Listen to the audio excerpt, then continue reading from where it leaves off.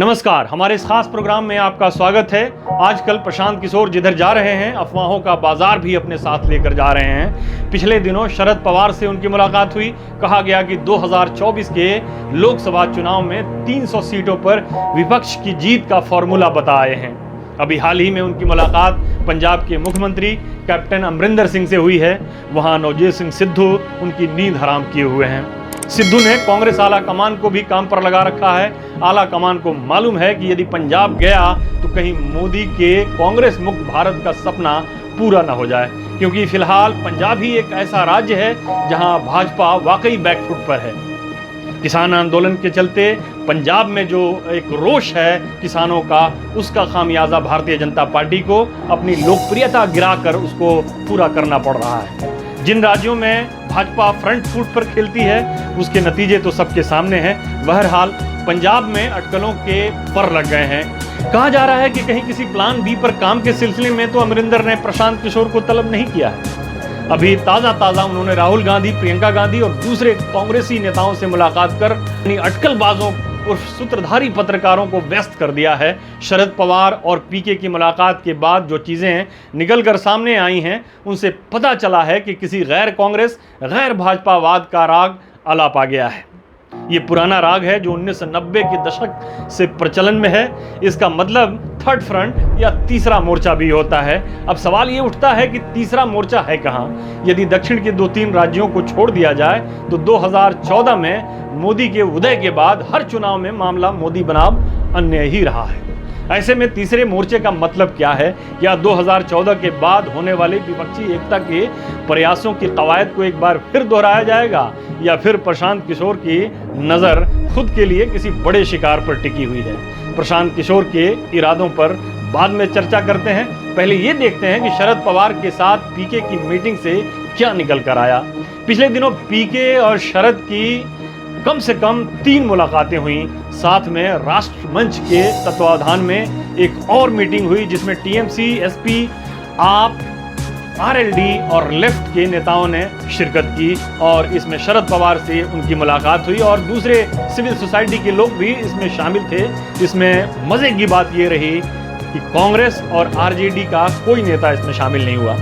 उसके बाद महाराष्ट्र कांग्रेस के अध्यक्ष नाना पटोले ने कहा कि कोई भी भाजपा विरोधी गठबंधन कांग्रेस के बिना भाजपा को ही मदद पहुंचाएगी। शिवसेना की ओर से भी आधिकारिक तौर पर कहा गया कि कांग्रेस के बिना कोई भी गठबंधन अधूरा है। उधर आरजेडी के नेता और लालू यादव के पुत्र तेजस्वी यादव इंडियन एक्सप्रेस के साथ अपने एक कार्यक्रम में कहा कि भाजपा के विरुद्ध अगर विपक्षी दल एक नहीं हुए तो इतिहास उन्हें माफ नहीं करेगा और कोई भी चुनाव कांग्रेस के नेतृत्व में ही लड़ा जाना चाहिए। अब सवाल ये उठता है कि कांग्रेस को यहाँ खारिज करने या कांग्रेस को अलग करने की कवायद क्यों हो रही है? यहाँ पे ये समझ लेना बहुत ज़रूरी है कि जो विपक्ष के नेता हैं, खासतौर पर शरद पवार और ममता बनर्जी, जो बंगाल में चुनाव जीतने के बाद एक बड़ा तबका है जो इस प्रचार में लगा हुआ है कि ममता बनर्जी को अगले चुनाव में यानी 2024 के चुनाव में विपक्ष का चेहरा बनाया जाए। उधर शरद पवार की भी महत्वाकांक्षाएं किसी से छुपी नहीं है। शरद पवार भी चाहते हैं कि वो भी प्रधानमंत्री के उम्मीदवार बने, और दूसरी तरफ कांग्रेस है। कांग्रेस ही एक ऐसी पार्टी है कि भले ही उसकी स्थिति आजकल बहुत ही नाजुक है, कांग्रेस अपने सबसे खराब दौर में और अपने एग्जिस्टेंस के लिए, एक तरह से अपने वजूद के लिए संघर्ष कर रही है। उसके एक नेता जो बड़े नेता हैं, अच्छे चेहरा हैं, वो छोड़ कर कांग्रेस से दूसरी पार्टियों में जा रहे हैं। भारतीय जनता पार्टी की तरफ से भी कांग्रेस के नेताओं को रिझाने की हर मुमकिन कोशिश की जा रही है। जो कांग्रेस से टूटकर भारतीय जनता पार्टी में जो लोग आ रहे हैं, उनको न सिर्फ राज्यसभा, लोकसभा और विधानसभा की सीटें दी जा रही हैं, बल्कि मोदी के मंत्रिमंडल में उनको कैबिनेट मंत्री बनाया जा रहा है और आगे की सीट पर उनको बिठाकर उनको सम्मानित किया जा रहा है। और एक तरह से जो बाकी बचे हुए अच्छे चेहरे कांग्रेस के अंदर हैं, जिनका कोई जनाधार है, उनको भी आमंत्रित करने की कोशिश की जा रही है। लेकिन फिर भी अगर कोई विपक्षी एकता बनती है और उसमें कांग्रेस को एक फ्रंट लाइन का नेतृत्व नहीं दिया जाता है, तो फिर उस विपक्षी एकता का कोई मतलब नहीं होगा। ये बिहार में जो महागठबंधन हुआ, यूपी के अंदर जो महागठबंधन हुआ, उसका हश्र वही होने वाला। इस पर हम थोड़ी देर के बाद चर्चा करते हैं। पीके चुके ममता बनर्जी के चुनाव मैनेजर हैं। ममता बनर्जी ने पीके की आईपैक की जो कॉन्ट्रैक्ट है उसको 2026 तक एक्सटेंड कर दिया है, तो एक तरह से वो ममता बनर्जी के ही आदमी अभी फिलहाल हैं और उन्हीं का संदेश लेकर वो विपक्षी नेताओं या कांग्रेस के नेताओं या जो विपक्षी एकता की कवायद जो हो रही है उसमें वो काम कर रहे हैं। इन मुलाकातों के दौरान जो मीडिया को जो खबरें लीक की गई हैं उसमें ये कहा गया है कि कांग्रेस उन राज्यों में अपने आप को केंद्रित रखे जहां पर वो भाजपा से 1-to-1 फाइट में है, और जिन राज्यों में वो 1-to-1 फाइट में नहीं है वो विपक्षी पार्टियों के ऊपर छोड़ दे। मिसाल के तौर पर पश्चिम बंगाल में ममता बनर्जी हैं, बिहार में आरजेडी है। कांग्रेस जिन राज्यों में 1-to-1 फाइट में है भारतीय जनता पार्टी के साथ, वहाँ पे वो कंसंट्रेट करे। अगर कांग्रेस इस सुझाव पर काम करती है तो कांग्रेस अपने अस्तित्व को और गर्त में डालेगी और ख़त्म करने के लिए उसमें जाएगी। तो ये एक तरह की रणनीति जो विपक्ष की तरफ से एक प्रस्ताव जो आ रहा है, जो खबरें लीक की जा रही हैं विपक्षी नेताओं, गैर कांग्रेसी जो विपक्षी नेता हैं उनकी तरफ से, जाहिर है इसको कांग्रेस इस बात को मानने के लिए तैयार नहीं होगी। पहले मौजूदा विपक्षी एकता की दूसरी कहानी जो इसकी अनेकता की बुनियाद है उसकी बात करते हैं। पश्चिम बंगाल में भाजपा को पटखनी देने के बाद ममता बनर्जी की राष्ट्रीय महत्वाकांक्षाएं पीके की सक्रियता के जरिए जाहिर हो रही हैं। पहले भी कोलकाता में एक विशाल विपक्षी नेताओं की रैली के जरिए ममता ने अपने इरादों को जाहिर कर दिया था। शिवसेना प्रवक्ता अमृत सावंत ने यह कहकर कि पवार यदि प्रधानमंत्री बनते हैं तो उनकी पार्टी को खुशी होगी, उनके मन की बात कह दी। पिछले लोकसभा चुनाव में अखिलेश यादव और मायावती के बीच में जो गठबंधन हुआ था उसमें ये डील हुई थी। उस डील में ये तय पाया था कि बसपा अखिलेश यादव के मुख्यमंत्री के दावे को मानेगी और बदले में सपा यानी अखिलेश यादव मायावती के केंद्र में प्रधानमंत्री के तौर पर प्रोजेक्ट करेंगे। हालांकि चुनावी नतीजों के फौरन बाद वो गठबंधन टूट गया था। क्या पता कि फिर 2024 में दोनों नेता पुराने डील पर ही एक बार फिर साथ आ जाएं। पीके ने दिल्ली में अरविंद केजरीवाल का चुनाव मैनेज किया था। चुनाव जीतने के बाद आप दफ्तर के बाहर जो पोस्टर लगा था उसमें भी आम आदमी पार्टी ने एक संदेश दिया था, राष्ट्र निर्माण में हमारे साथ जुड़िए। दिल्ली के निर्माण में नहीं, राष्ट्र निर्माण में। कुछ लोग हैं जो अरविंद केजरीवाल को विपक्ष का प्रधानमंत्री का चेहरा बनाना चाहते हैं। ये वही लोग हैं जो 2015 बिहार विधानसभा चुनाव के बाद नीतीश को मोदी के खिलाफ खड़ा करना चाह रहे थे, लेकिन खुद खड़े होने के बजाय नीतीश ने अपने हाथ खड़े कर लिए और ये कहते हुए कि मोदी के खिलाफ लड़ने की हिम्मत मुझ में नहीं है, वो महागठबंधन से नाता तोड़ फिर से एनडीए का हिस्सा बन गए थे। हालांकि ये अलग बात है कि एनडीए में उनका पुराना जलवा बरकरार नहीं रह सका, लेकिन भाजपा और वो दोनों एक दूसरे की मजबूरी बने हुए हैं। ख्याल रहे कि भाजपा से अलग होने के बाद पीके ने इसी चुनाव से अपने आप को पुनर्स्थापित किया था और बैकरूम चुनाव मैनेजर के तौर पर अपनी साख बहाल की थी। दरअसल नीतीश कुमार के प्रधानमंत्री का चेहरा बनने की कहानी भी साल 2014 में नरेंद्र मोदी के सत्ता में आने के बाद से शुरू हुई थी।